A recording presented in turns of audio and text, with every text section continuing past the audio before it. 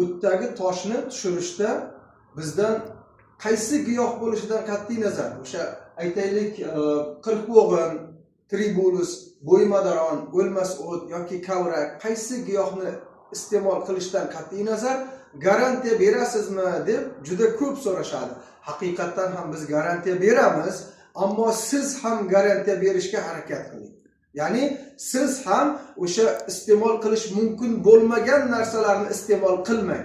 Bular o'sha aytilgan xamirli ovqatlar, yog'li ovqatlar, qovurilgan yog'li ovqatlar, kechki ovqat hamda shirinliklar, zavod fabrika mahsulotlari, mana shunday 5-6 xil mahsulotlarni mutlaqo iste'mol qilmaslikka siz garantiya bering. Keyin biz ham o'sha o't toshini tushib ketishiga 100% garantiya bera olamiz. Endi shunchaki o'ylab ko'ring, biz sizlarga tavsiya qilayotgan o'zingiz taraflarda bo'lsin, o'sha aptekalardan yoki bozorda giyohchilardan oling, toping, iste'mol qiling. O'tdagi toshlarni tushishida, jigar yog'ini erishida, qorin dam bo'lganida, davleniya balandligida og'izga achchiq suv keladi izjoga.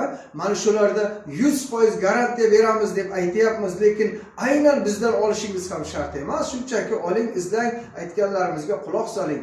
Biz sizga, masalan, shaxsan o'zim juda ko'p kitoblardan o'qib, undan keyin oxirgi xulosani aytayapman.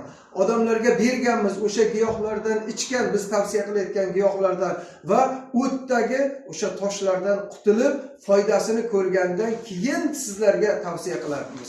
Endi bu sizning ixtiyoringiz. Xohlang o'sha operatsiyalar bilan qildiring, xohlang yana nimalardir qiling yoki boshqa usullarni qo'llab ko'ring. Yoki bizning aytayotgan o'sha tavsiyalarimizga amal qiling. Xullas, qanday qilib bo'lsa-da o't toshidan qutulsangiz bo'ldi. Hali mavzumiz yakunlanib qolmadi. Hali yana o't toshi mavzulariga qaytamiz. Yana savollar bo'lsa, marhamat, sog' bo'linglar.